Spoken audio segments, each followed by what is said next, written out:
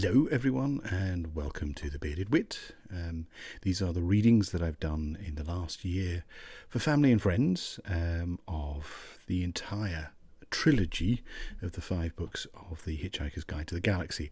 They were done originally as Facebook Live readings, so they're not inch perfect. I do laugh as I read because I'm a huge fan of the books themselves. So there will be some laughing. There are some trip-ups with the names and the words, the brilliantly inventive words that Douglas Adams comes up with. But they're done as a gift from me to you for everyone to listen to. So you can also find these on podcast versions. They're all over the podcast sphere, wherever you like to get your podcasts, whether it's on Spotify or Apple Podcasts or Google Podcasts or wherever, Stitcher, TuneIn, Deezer, whatever. So you can download them as well. And I would ask if you have the goodness in your heart to support what I'm doing, not only with this work and the other stuff that I'm recording, but also with the Rats in the Walls podcast, which is another one that's actually about ghosts and ghouls and gothic horror and stuff. It would really be great if you would be able to support me. Obviously, share, subscribe, like, distribute everything that you can with this stuff. But also, it would be fabulous if you could go to patreon.com/thebeardedwit and sign up to become a patron of The Bearded Wit. The more the merrier, the more I'm able to concentrate on doing this rather than having to do other work. And it would just mean the world to me to have you along for the ride on this. I appreciate your being here. I appreciate your support and enjoy the readings. Enough of that. Let's start with the episodes. Bye. Right, should we crack on? Enough of that bollocks. Great to be back. Great to have you back. Thank you all of you for, as ever, for joining. Just a quick plug, of course. We now have 5 of the episodes. This is episode 12. 5 of the episodes are now up on the Gigglefix podcast, which is available on, you can get that on Apple Podcasts, you can get it on Spotify, you can get it on SoundCloud, and I think it's populated across a whole ton of other ones as well, because it's on Spotify and Apple.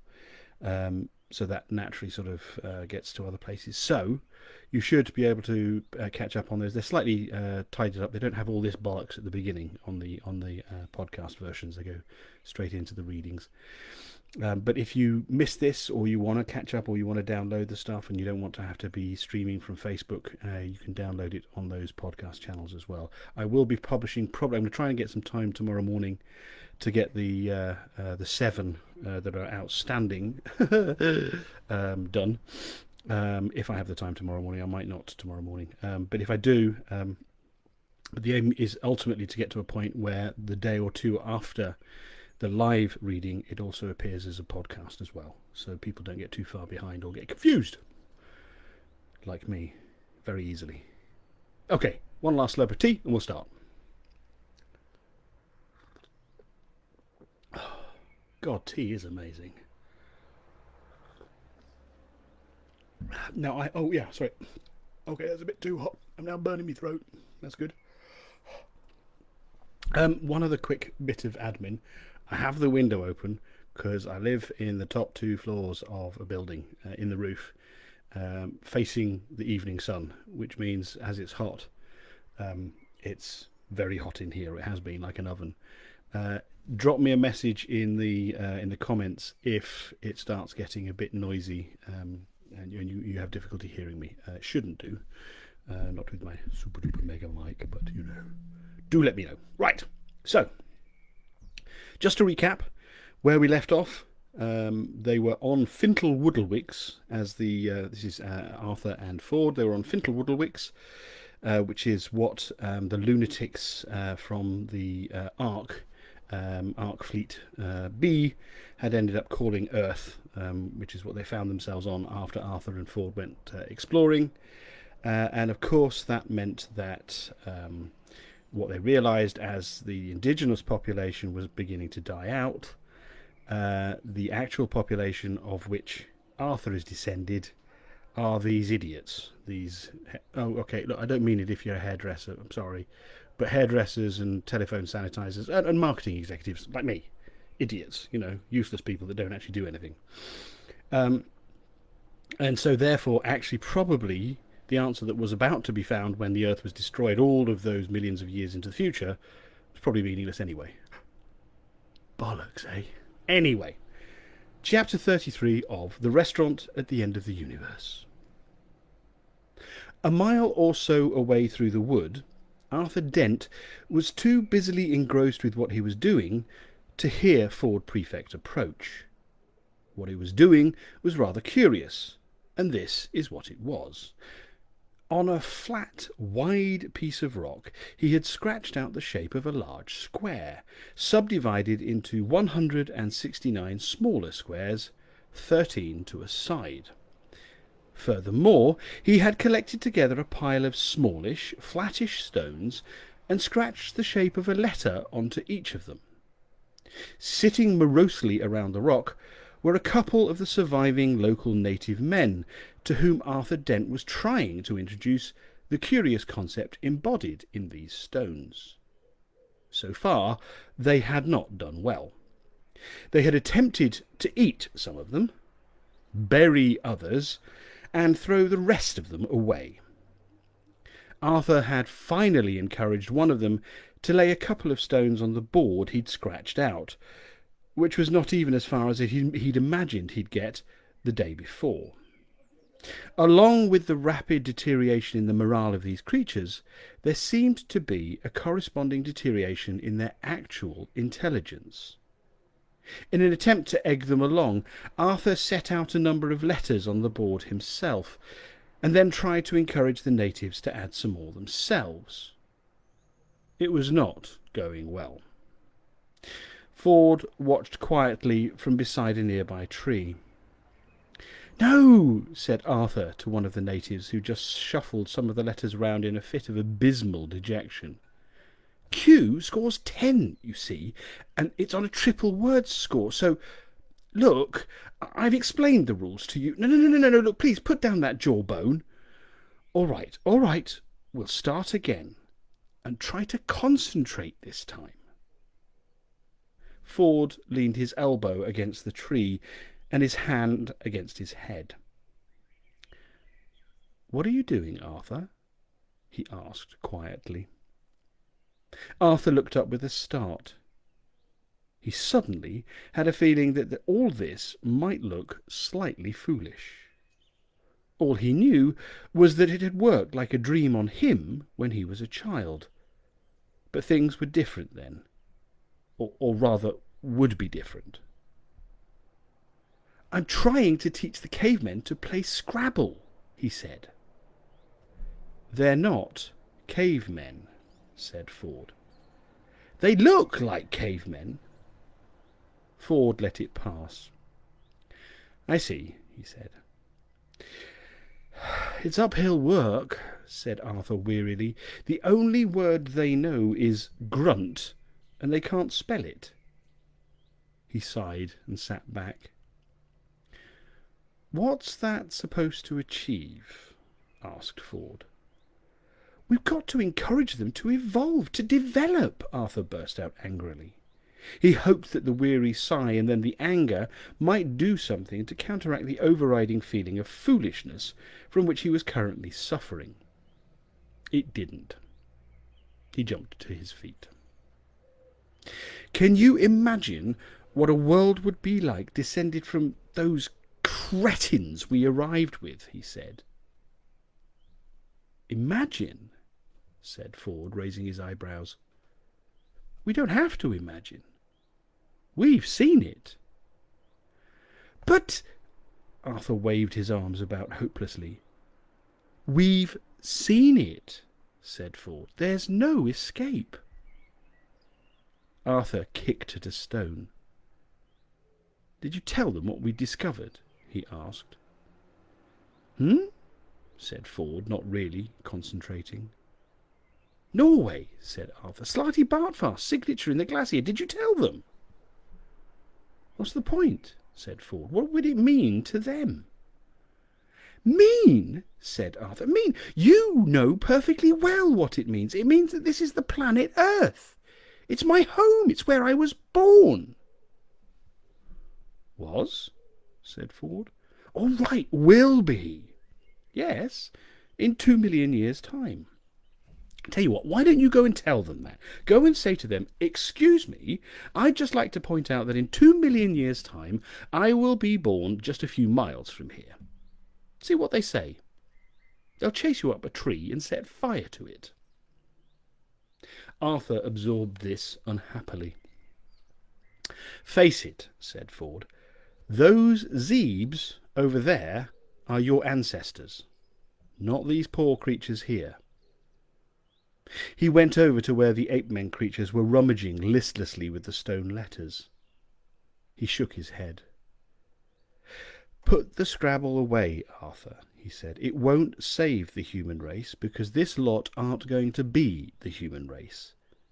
The human race is currently sitting around a rock on the other side of this hill making documentaries about themselves.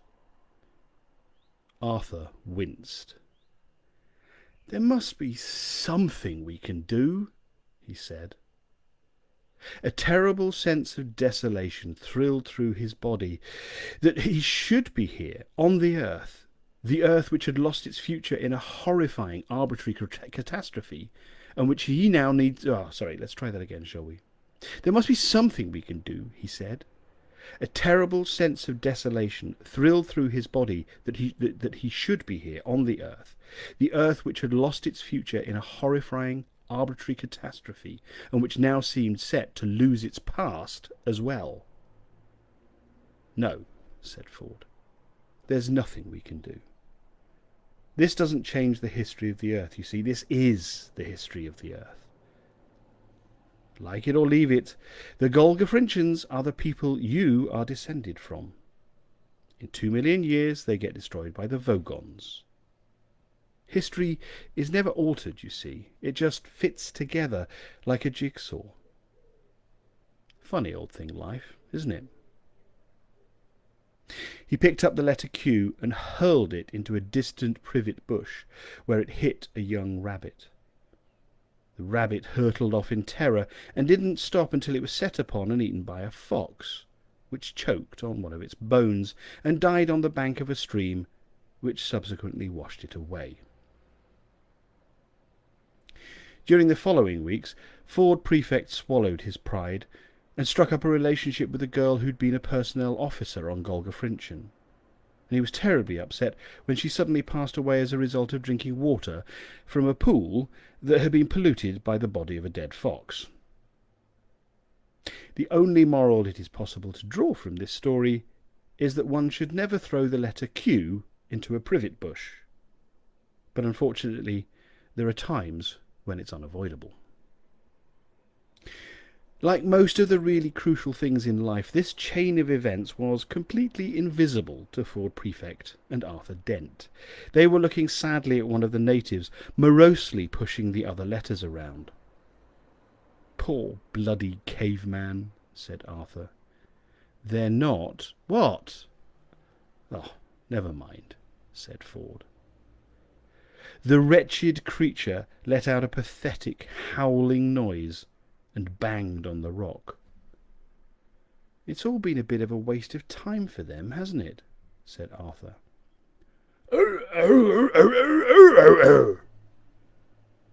Muttered the native and banged on the rock again. They've been out-evolved by telephone sanitizers. Insisted the native, continuing to bang on the rock. Why does he keep banging on the rock? Said Arthur. I think he probably wants you to Scrabble with him again, said Ford. He's pointing to the letters.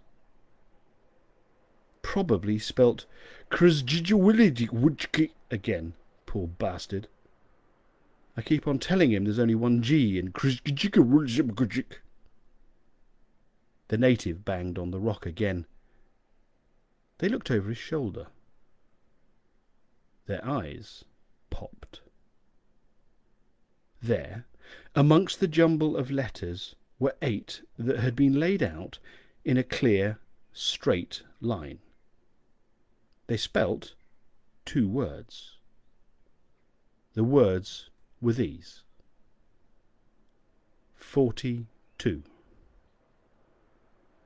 Gurgur, gurgur, gurgur, explained the native. He swept the letters angrily away and went and mooched under a nearby tree with his colleague.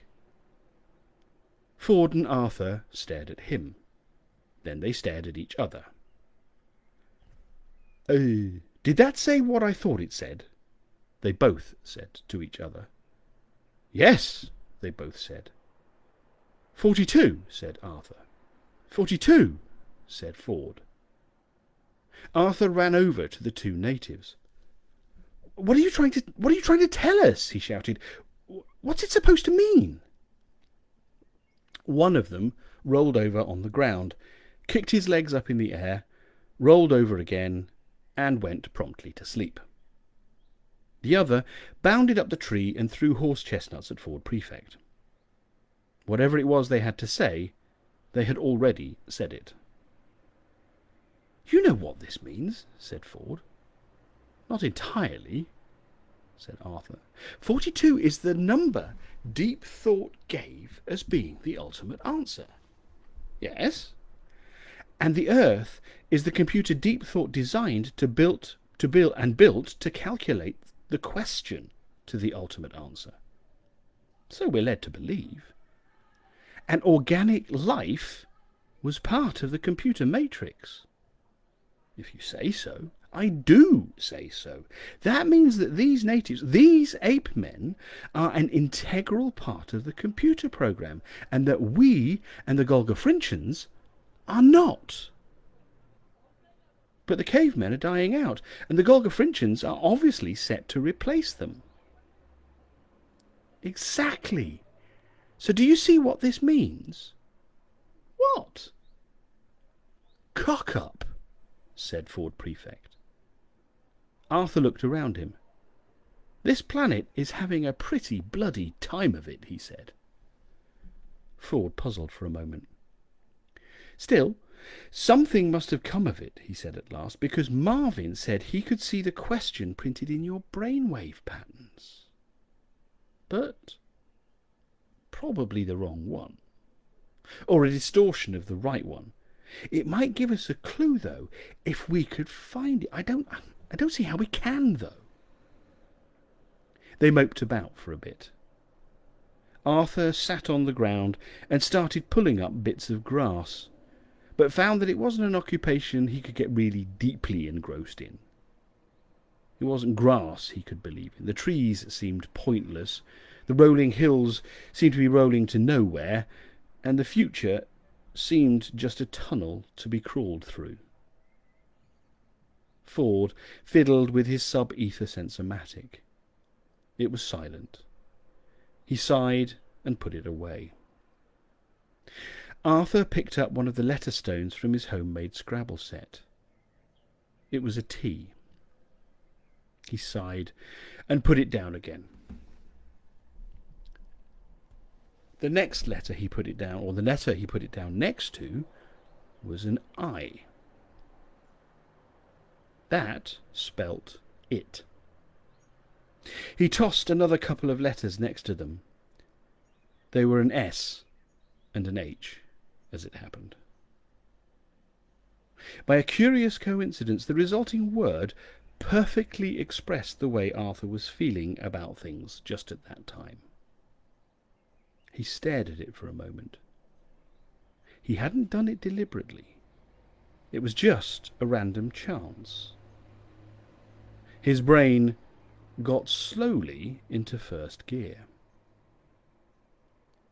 "Ford," he said suddenly, "look, if that question is printed in my brainwave patterns, and I'm not consciously aware of it, it must be somewhere in my unconscious." "Yes, I suppose so." "There might be a way of bringing that unconscious pattern forward." "Oh, yes?" Yeah, by introducing some random element that could be shaped by that pattern. Like how? Like by pulling Scrabble letters out of a bag blindfold. Ford leapt to his feet. "Brilliant!" he said. He tugged his towel out of his satchel and with a few deft knots transformed it into a bag. "Totally mad," he said. "Utter nonsense. But we'll do it because it's brilliant nonsense. Come on, come on." The sun passed respectfully behind a cloud. A few small, sad raindrops fell. They piled together all the remaining letters and dropped them into the bag. They shook them up. "Right," said Ford. "Close your eyes. Pull them out. Come on, come on, come on." Arthur closed his eyes and plunged his hand into the towelful of stones. He jiggled them about, pulled out 4, and handed them to Ford. Ford laid them along the ground in the order he got them. "W," said Ford. "H, A, T." "What?" He blinked. "I think it's working," he said. Arthur pushed 3 more at him. D-O-Y, doy, doy. Ah, perhaps it isn't working, said Ford. "Here's the next 3. O-U-G, doyug. It's not making sense, I'm afraid." Arthur pulled another 2 from the bag, and Ford put them in place. E-T, doyuget. Do you get? Shouted Ford. "It is working. This is amazing. It really is working." More here. Arthur was throwing them out feverishly, as fast as he could go. I-F, said Ford. Y-O-U. M-U-L-T-I-P-L-Y.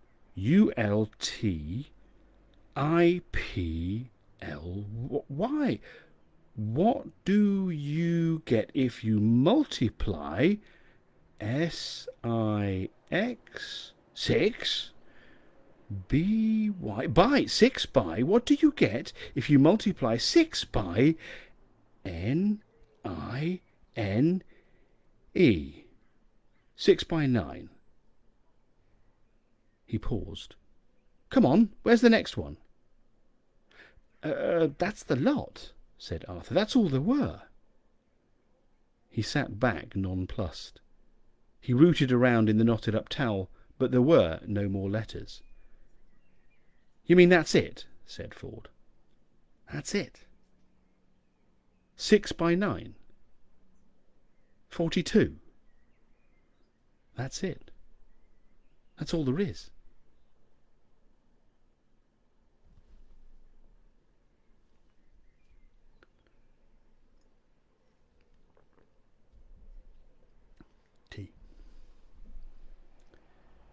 The sun came out and beamed cheerfully at them. A bird sang. A warm breeze wafted through the trees and lifted the heads of the flowers, carrying their scent away through the woods. An insect droned past on its way to do whatever it is that insects do in the late afternoon.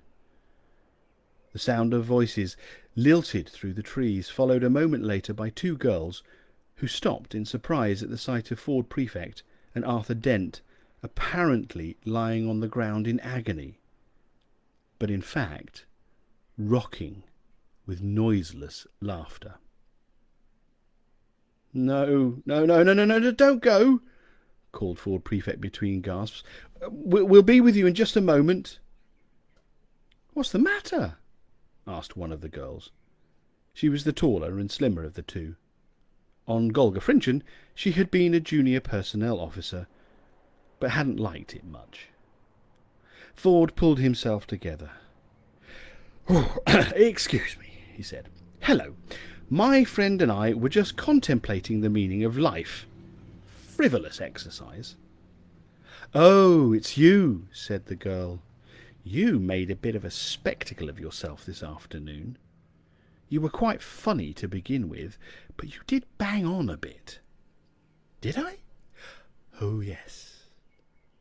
Yes, what was all that for? Asked the other girl, a shorter, round-faced girl who'd been an art director for a small advertising company on Golgafrinchen.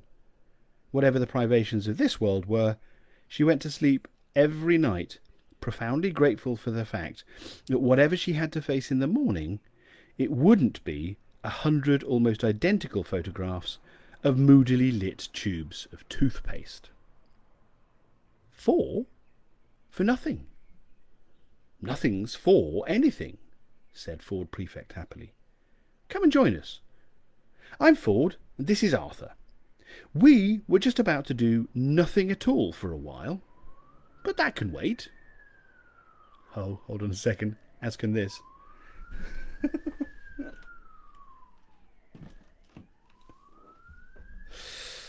That counts as being a bit too noisy, I guess, doesn't it?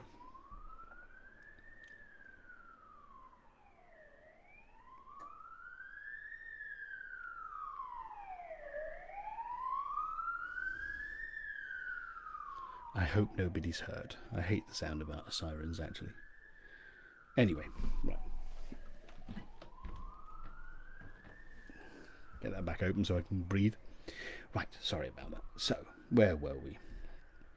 Yes, we were just about to do nothing at all for a while, but that can wait. The girls looked at them both doubtfully. I'm Agda, said the tall one. This is Mella. Hello, Agda. Hello, Mella, said Ford. Do you talk at all? Said Mella to Arthur. Oh, eventually, said Arthur with a smile, but not as much as Ford. Good.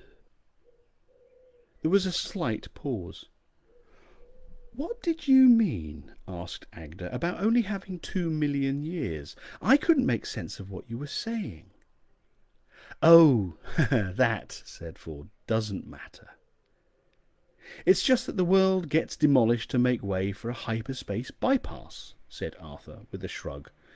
But that's 2 million years away, and anyway, it's just Vogons doing what Vogons do. Vogons? Said Mella. Yes, you wouldn't know them. Where'd you get this idea from? It really doesn't matter. It's just like a dream from the past. Or the future. Arthur smiled and looked away. Does it worry you at all that you don't talk any kind of sense? Asked Agda. Listen, forget it, said Ford. Forget all of it. Nothing matters. Look, it's a beautiful day. Enjoy it. The sun, the green of the hills, the river down in the valley, the burning trees. Even if it's only a dream, it's a pretty horrible idea, said Mella. Destroying a world just to make a bypass. Oh, I've heard worse, said Ford. I read of one planet off in the 7th dimension that got used as a ball in a game of intergalactic bar billiards. Got potted straight into a black hole. Killed 10 billion people. That's mad, said Mella. Yeah, only scored 32 points too. Agda and Mella exchanged glances. Look, said Agda, there's a party after the committee meeting tonight. You can come along if you'd like. Yeah. OK, said Ford. I'd like to, said Arthur. Many hours later, Arthur and Mella sat and watched the moon rise over the dull red glow of the trees. That story about the world being destroyed, began Mella. In 2 million years? Yes. You say it as if you really think that it's true. Yes, I think it is. I think I was there. She shook her head in puzzlement. You're very strange, she said. No, I'm very ordinary, said Arthur. But some very strange things have happened to me.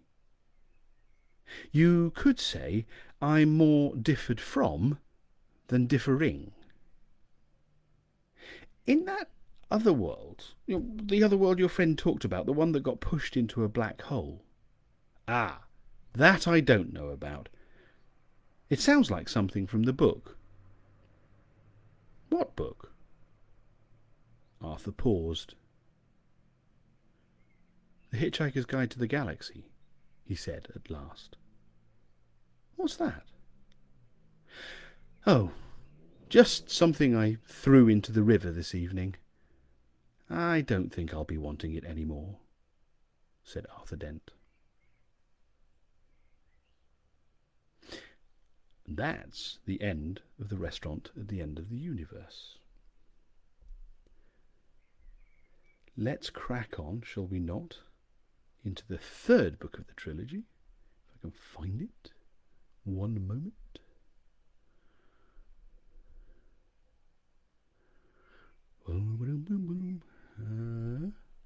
The universe.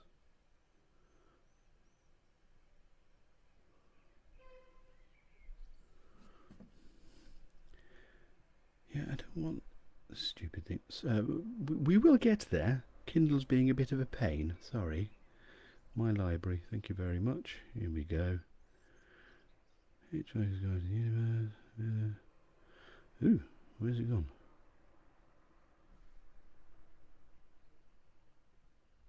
What? This can't be true. Alright, hold on a second.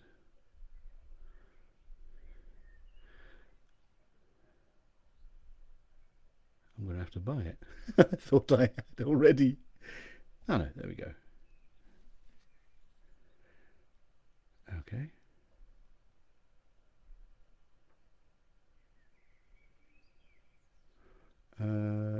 1 second, folks.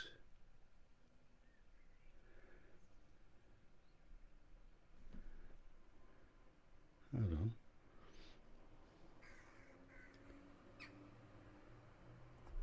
Right. Talk amongst yourselves for a second. That didn't download to my Kindle. There's me thinking I had all the technical foo-bars sorted. Go and get yourselves a cup of tea, or refill your whatever your favourite tipples are, and I will have this done in just 2 shakes of a cat's tail. Lamb's tail, that's what it is, isn't it? Hold on. Right.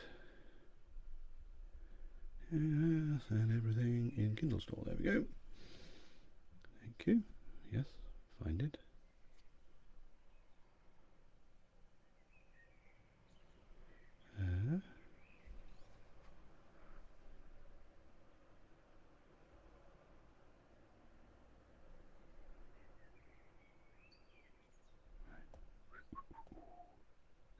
This is really riveting stuff, isn't it?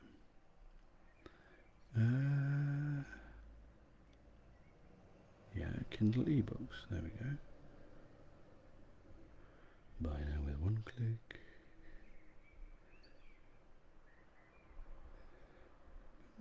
Continue. La-di-da-di-da.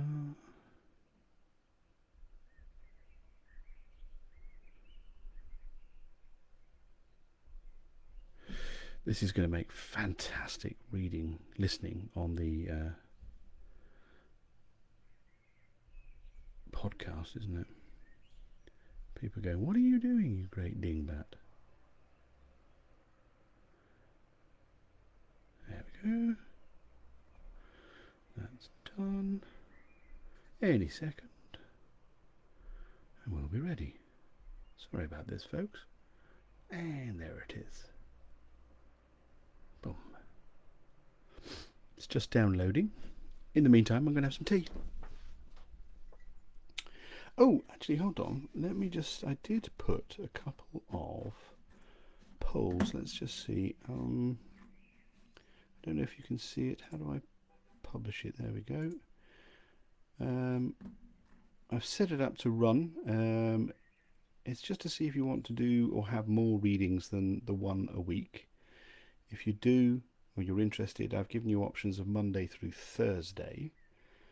So do feel free to click on that and fill it in.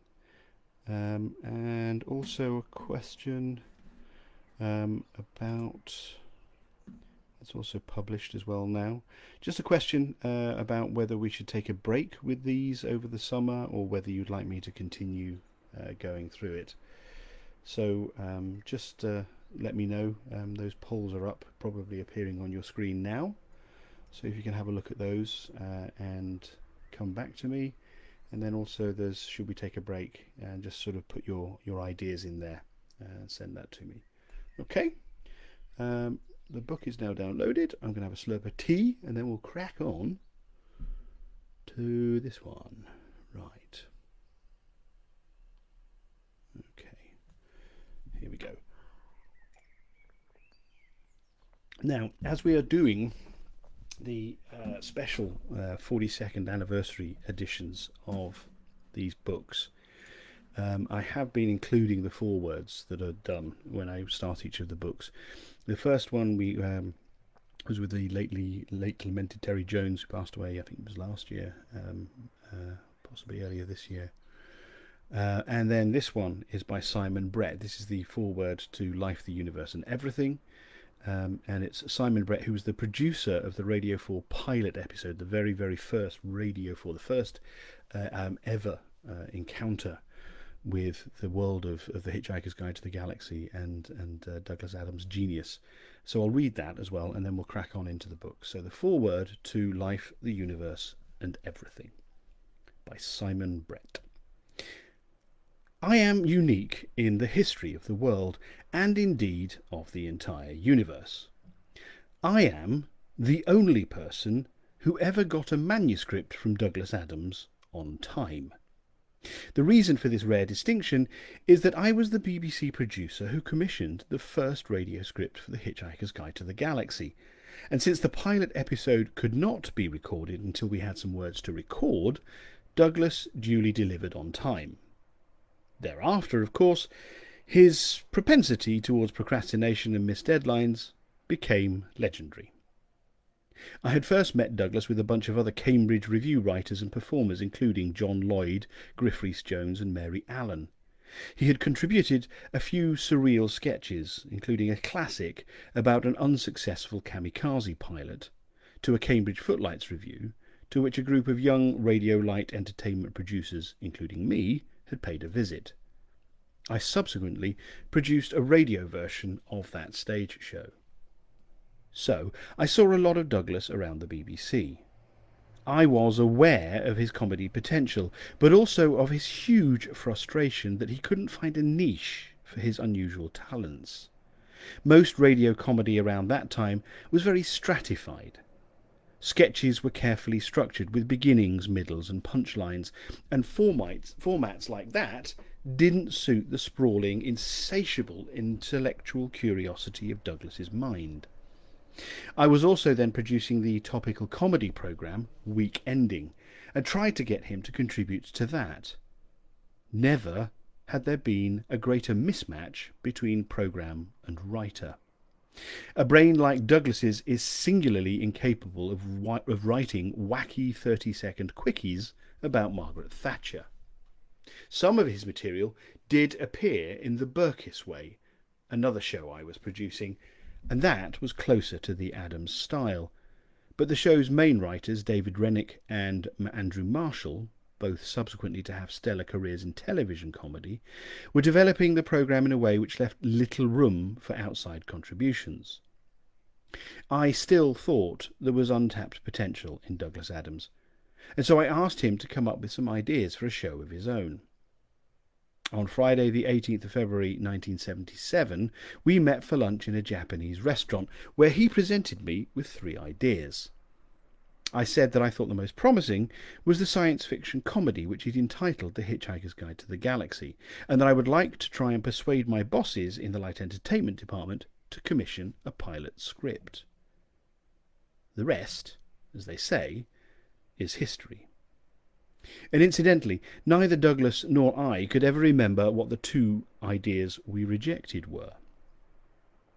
So, on Tuesday, the 27th of June 1977, in the Paris studio in Lower Regent Street, we recorded the pilot script of The Hitchhiker's Guide to the Galaxy. It was to be the first and last episode that I produced. Not that I wouldn't have wanted to continue, but I had recently agreed to take on a new job at London Weekend Television, and the ensuing series couldn't have been in better hands than those of the person I recommended should take over from me, Geoffrey Perkins, a brilliant comedy producer, whose death, like Douglas's own, came far too early. On the 12th of July, I played back the edited recording of the pilot to my immediate bosses. The three of them sat in stony silence for the full half hour. At the end of the playback, the head of Light Entertainment, Con Mahoney, recognising that what he had just heard was rather different from the department's usual output, asked me, "Simon, is it funny?" I assured him it was, and from that moment he gave the project his full support. Of course, it was from that pilot script that The Hitchhiker's Guide to the Galaxy developed into an international publishing sensation. The trilogy of 5, of which Life, the Universe and Everything is Volume 3.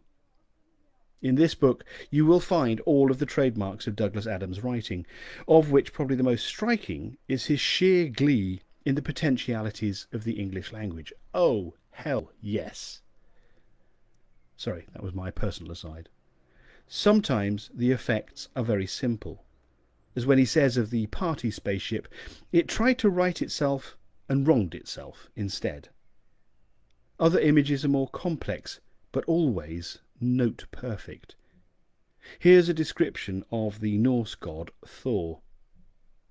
He expanded his chest to make it totally clear that here was the sort of man you only dared to cross if you had a team of Sherpas with you. Then there are the words Douglas makes up.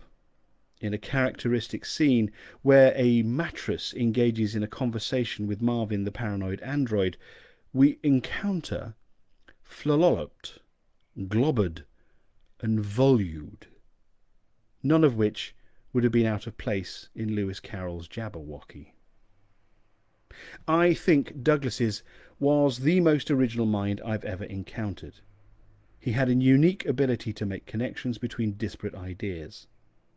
In the world of Hitchhiker, it appears quite logical that a drinks party should hurtle endlessly through space, or that a new mathematical system should be based on people's behaviour in restaurants. Life, the Universe and Everything is the book in which Douglas gets closest to actually having a plot. But as he would readily admit, he wasn't really good at plots. And it isn't a very good plot. That couldn't matter less, though. You don't read Douglas Adams for his plots any more than you read Raymond Chandler for his. You read both authors for their language and the imaginative world that they create. So, enjoy this book. The writing process for Douglas was an agonizingly slow one, but the results were always worth waiting for. And Life, the Universe and Everything has another rare distinction. It's one of the very few books featuring cricket ever to have been a success in the United States of America. Simon Brett, producer of the Radio 4 pilot episode of The Hitchhiker's Guide to the Galaxy. Thank goodness he produced it, and thank goodness he said it was funny. Right. Life, the Universe and Everything. The regular early morning yell of horror was the sound of Arthur Dent waking up and suddenly remembering where he was. It wasn't just that the cave was cold. It wasn't just that it was damp and smelly. It was the fact that the cave was in the middle of Islington, and there wasn't a bus due for 2 million years. Time is the worst place, so to speak, to get lost in, as Arthur Dent could testify, having been lost in both time and space a good deal. At least, being lost in space kept you busy. He was stranded in prehistoric Earth as the result of a complex sequence of events which had involved him being alternately blown up and insulted in more bizarre regions of the galaxy than he had ever dreamed existed. And though life had now turned very, very, very quiet, he was still feeling jumpy. He hadn't been blown up now for 5 years. Since he had hardly seen anyone since he and Ford Prefect had parted company 4 years previously, he hadn't been insulted in all that time either. Except just once. It had happened on a spring evening about 2 years previously. He was returning to his cave just a little after dusk when he became aware of lights flashing eerily through the clouds. He turned and stared, with hope suddenly clambering through his heart. Rescue! Escape! The castaway's impossible dream! A ship! As he watched, he stared in wonder and excitement as a long silver ship descended through the warm evening air, quietly, without fuss, its long legs unlocking in a smooth ballet of technology. It alighted gently on the ground, and what little hum it had generated died away, as if lulled by the evening calm. A ramp extended itself. Light streamed out. A tall figure appeared silhouetted in the hatchway. It walked down the ramp and stood in front of Arthur. "You're a jerk, Dent," it said simply. It was an alien, very alien. It had a peculiar alien tallness, a peculiar alien flattened head, peculiar slitty alien eyes, extravagantly draped golden robes with a peculiarly alien collar design, and pale grey-green alien skin, which had it about it that lustrous sheen for which most grey-green faces can only acquire with plenty of exercise and very expensive soap. Arthur boggled at it. It gazed levelly at him. Arthur's first sensations of hope and trepidation had instantly been overwhelmed by astonishment, and all sorts of thoughts were battling for the use of his vocal cords at this precise moment. "Huh?" he said. "Huh?" he added. Who?" he finally managed to say, and lapsed into a frantic kind of silence. He was feeling the effects of not having said anything to anyone for about as long as he could remember. The alien creature frowned briefly, and consulted what appeared to be some species of clipboard which he was holding in his thin and spindly alien hand. "Arthur Dent?" it said. Arthur nodded helplessly. "Arthur Philip Dent?" pursued the alien in a kind of efficient yap. Yes,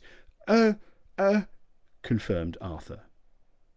"You're a jerk," repeated the alien. "A complete arsehole." The creature nodded to itself, made a peculiar alien tick on its clipboard, and turned briskly back towards its ship. Said Arthur desperately. "Don't give me that," snapped the alien. It marched up the ramp, through the hatchway, and disappeared into its ship. The ship sealed itself.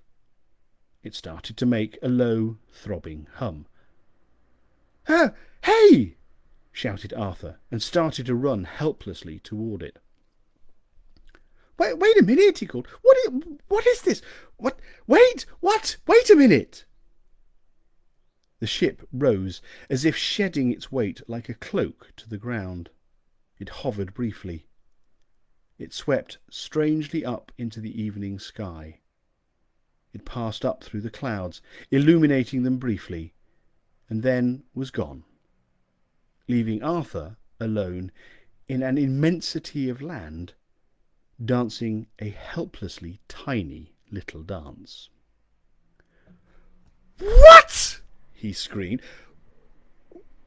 What? Wait, what? Hey, come back in here and say that! He jumped. Pardon me. He jumped and danced until his legs trembled and shouted until his lungs rasped. There was no answer from anyone. There was no one to hear him or to speak to him.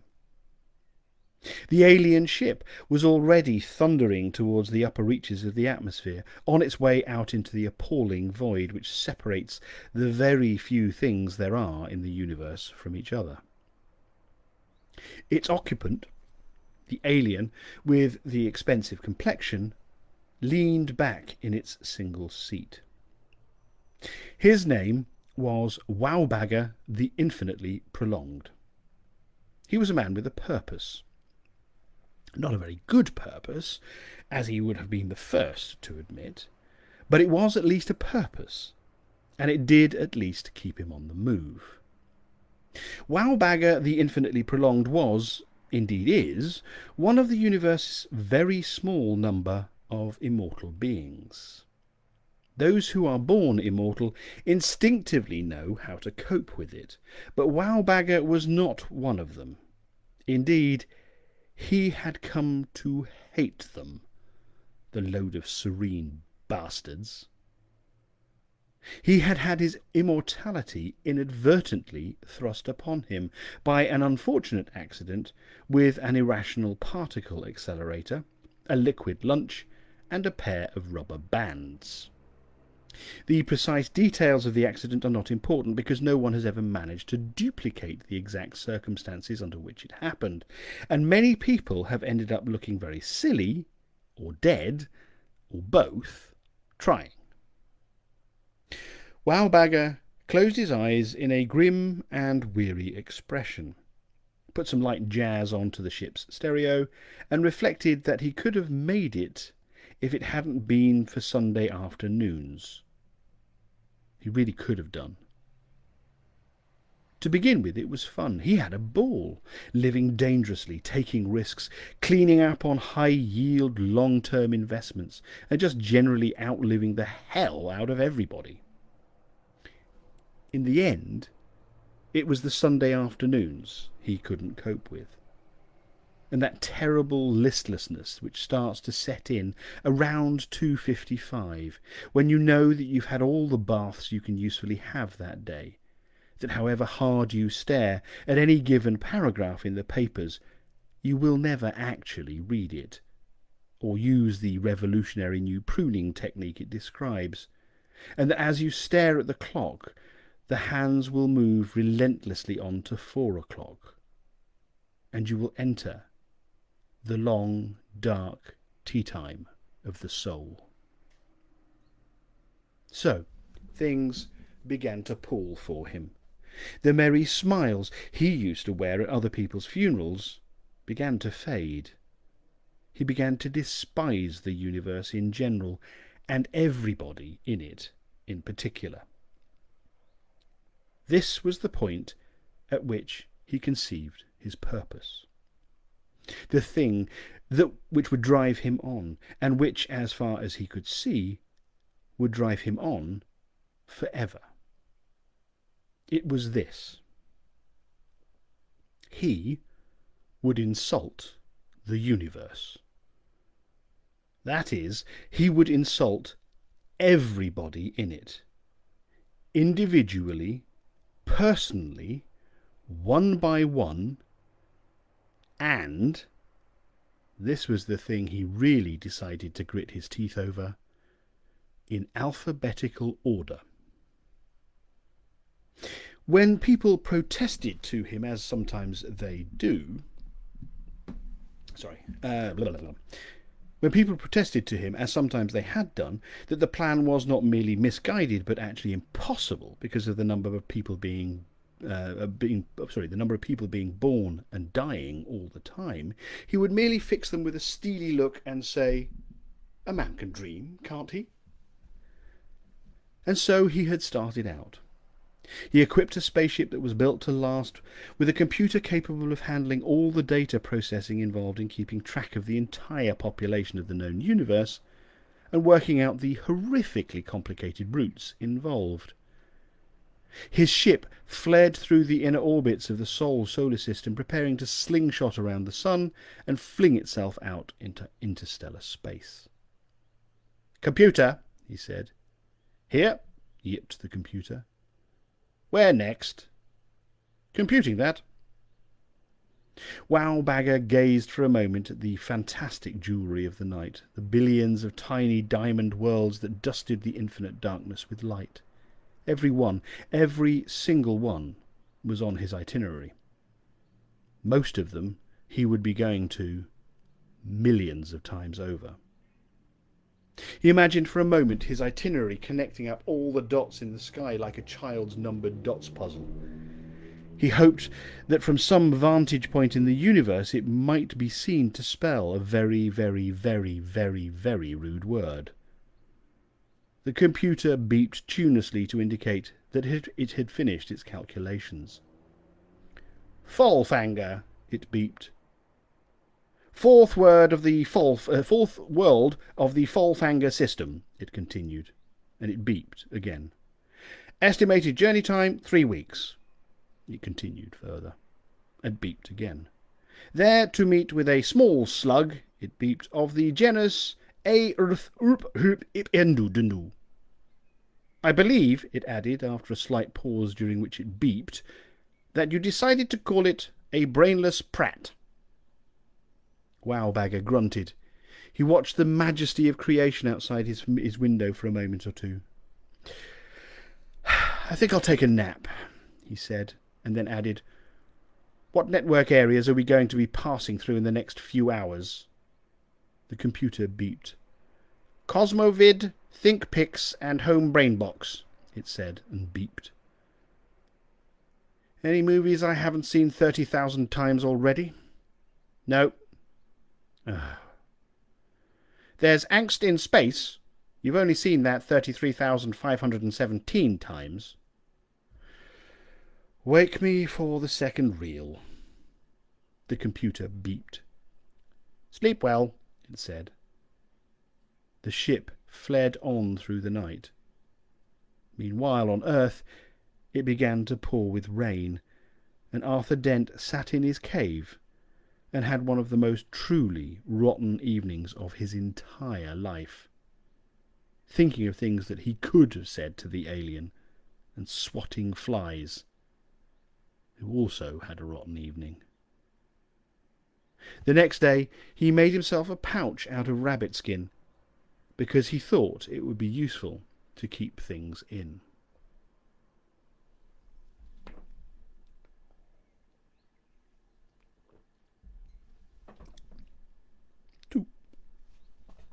This morning, 2 years later than that, was sweet and fragrant as he emerged from the cave he called home, until he could think of a better name for it, or find a better cave.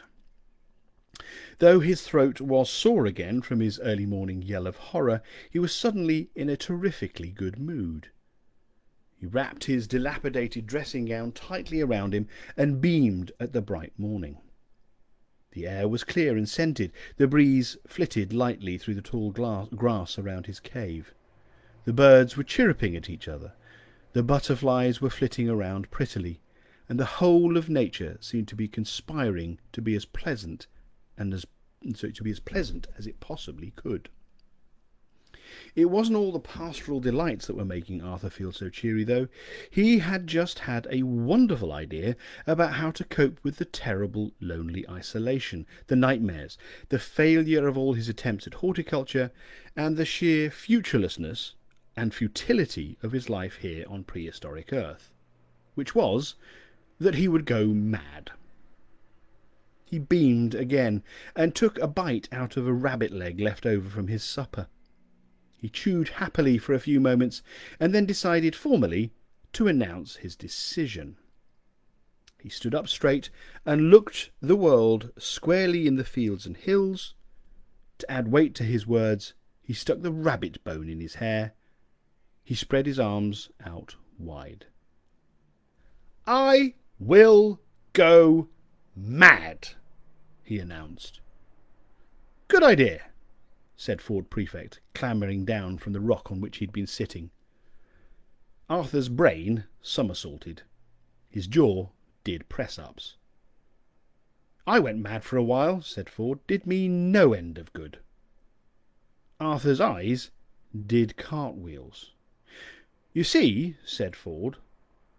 "Where have you been?" interrupted Arthur, now that his head had finished its workout. "Around," said Ford. "Around and about." He grinned in what he accurately judged to be an infuriating manner. "I just took my mind off the hook for a bit. I reckoned that if the world wanted me badly enough, it would call me back.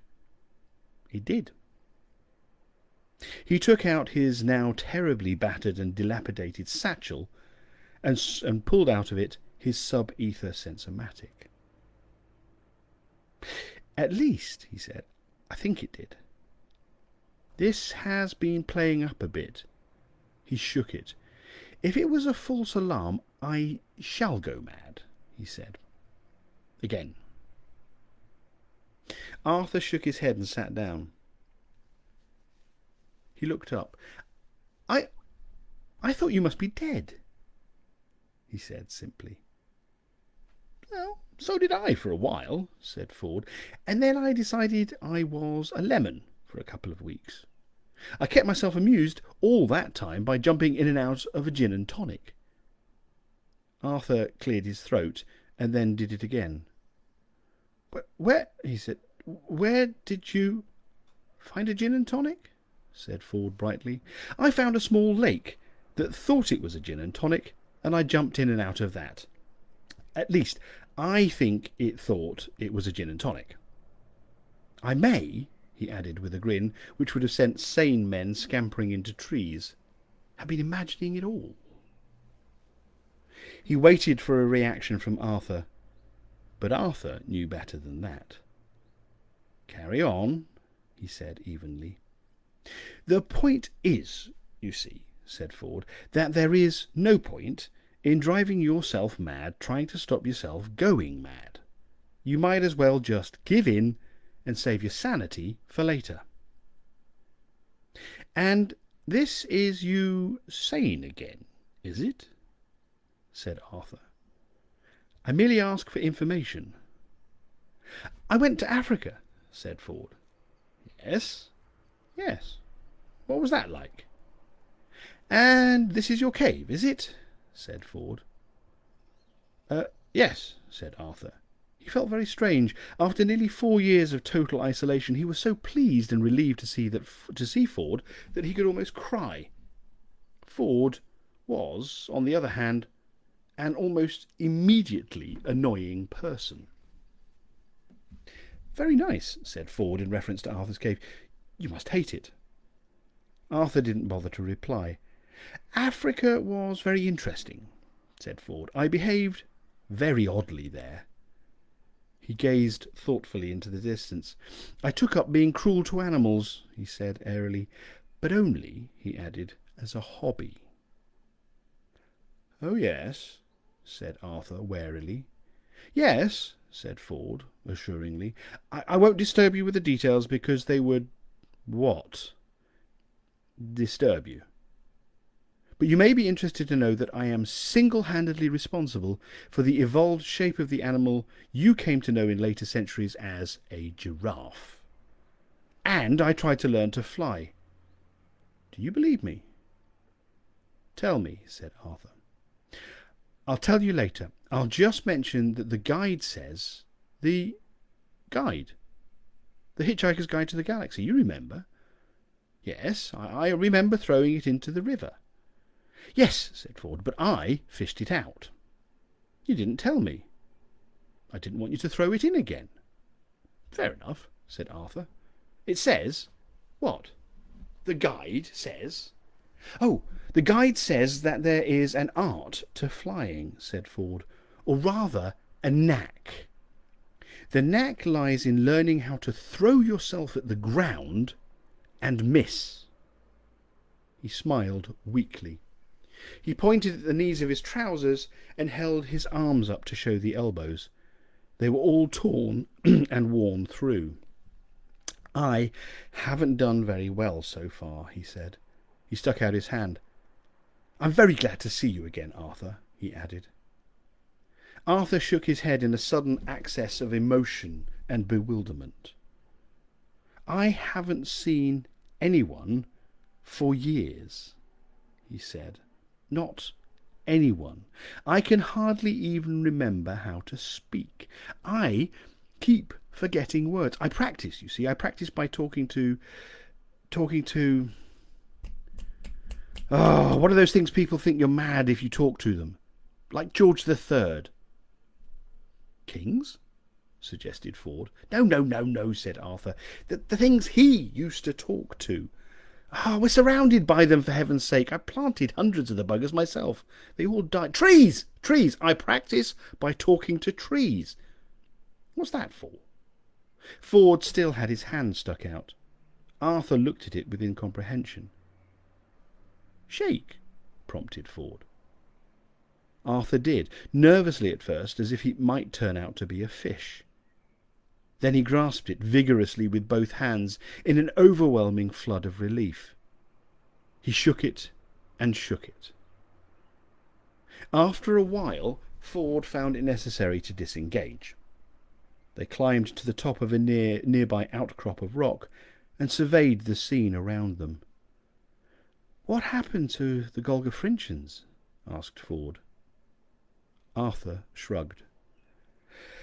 A lot of them didn't make it through the winter 3 years ago, he said, and the few who remained in the spring said they needed a holiday and set off on a raft. History says that they must have survived. Huh, said Ford. Well. He stuck his hands on his hips and looked around at the empty world. Suddenly, there was about Ford a sense of energy and purpose. We're going, he said excitedly, and then started to shiver with energy. Where? How? Said Arthur. I don't know, said Ford, but I just feel that the time is right. Things are going to happen. We are on our way. He lowered his voice to a whisper. I have detected, he said, disturbances in the wash. He gazed keenly into the distance and looked as if he would quite like the wind to blow his hair back dramatically at that point. But the wind was busy fooling around with some leaves a little way off. Arthur asked him to repeat what he had just said because he hadn't quite taken his meaning. Ford repeated it. The wash, said Arthur.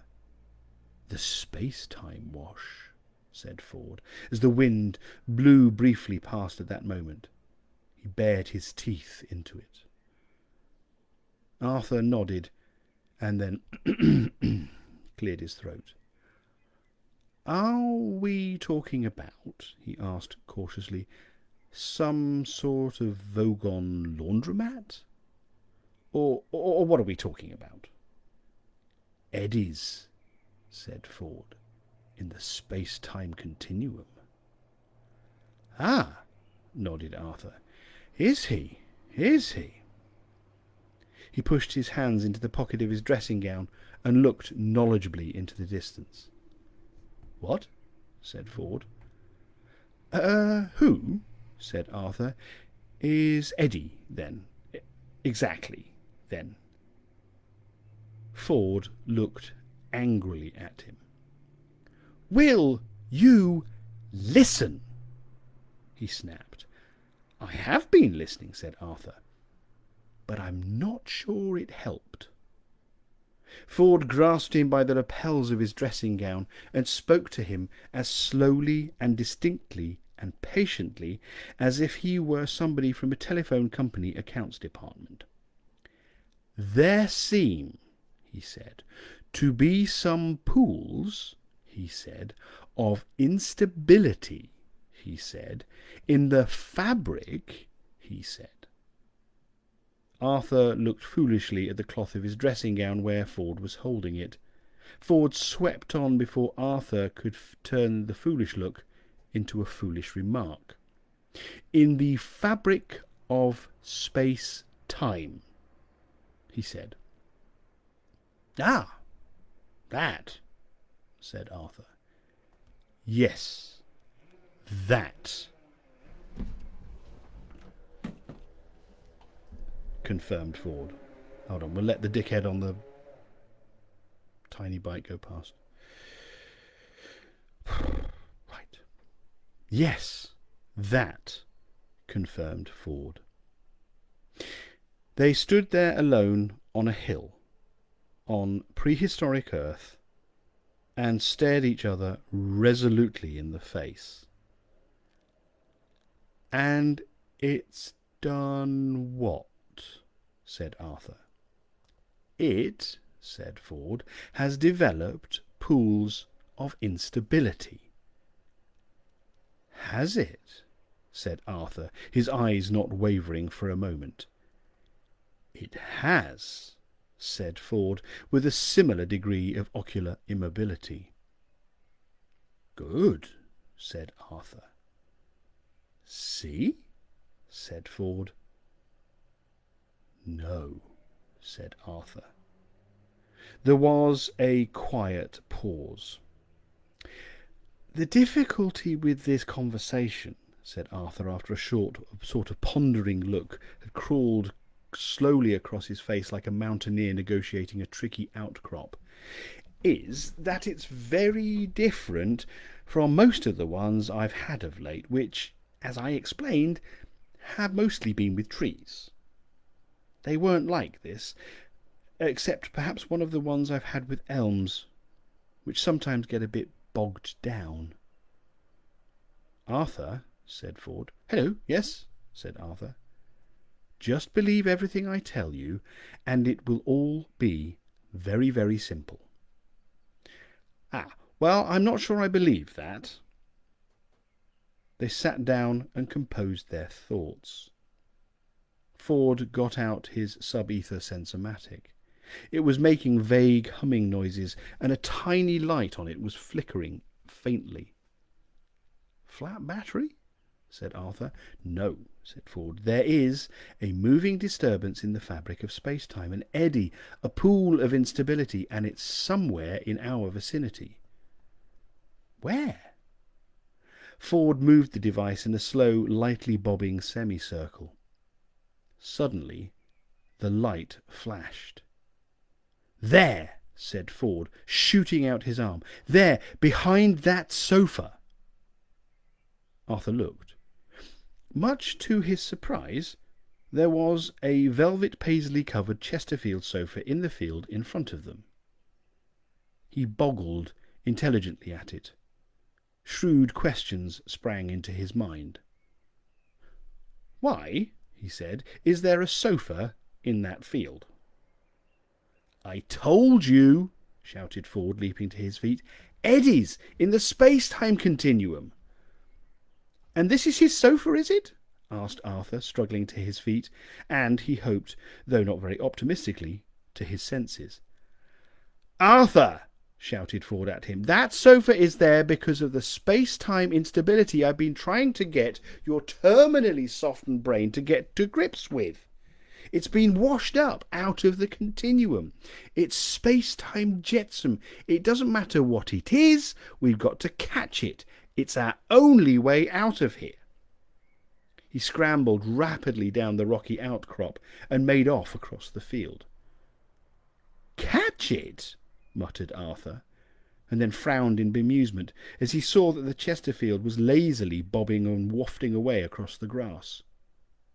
With a whoop of utterly unexpected delight, He leapt down the rock and plunged off in hectic pursuit of Ford Prefect and the irrational piece of furniture. They careered wildly through the grass, leaping, laughing, and shouting instructions to each other to head the thing off this way or that way. The sun shone dreamily on the swaying grass. Tiny field animals scattered crazily in their wake. Arthur felt happy. He was terribly pleased that the day was for once working out so much according to plan. Only 20 minutes ago he had decided he would go mad. And now here he was, already chasing a sofa across the fields of prehistoric Earth. The sofa bobbed this way and that, and seemed simultaneously to be as solid as the trees it drifted past, and as hazy as a billowing dream as it floated like a ghost through others. Ford and Arthur pounded chaotically after it, but it dodged and weaved as if following its own complex mathematical topography, which it was. Still they pursued, still it danced and spun, and suddenly turned and dipped as if crossing the lip of a catastrophe graph. And they were practically on top of it. With a heave and a shout, they leapt on it. The sun winked out.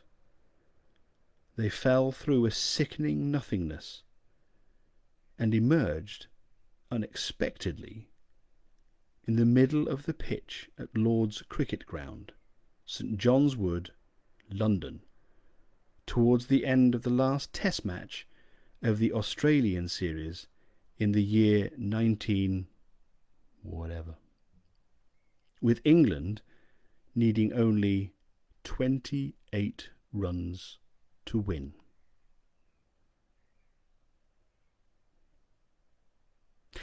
And there we will leave it for tonight. Thank you very much, as always, for your company, lovely people. We will have the next episode on Sunday next weekend. I hope to see you then for that.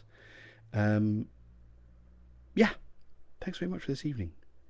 I have asked, there's a poll, I don't know if anyone saw it, but perhaps in the comments, if you are interested in having maybe a second episode a week, then let me know. We'll do that. If not, we'll just keep to the current weekly procedure. And I'd be interested to have your thoughts on whether we should continue during the summer holidays as well. We've got a lot of space to go, a lot of time to get through, a lot of content to get through. We are in book 3 of 5, so that's pretty good. But it's going to take some time to get through all this. So I'm up for it. I'm happy to do the readings, but I just want to find out what sort of suits how this suits everybody else. But as I say, in the coming days, I will be releasing. This is episode 12 that I've done so far. I will be releasing all of. There are 5 currently on the podcast versions on Apple and Spotify and other podcast distributors.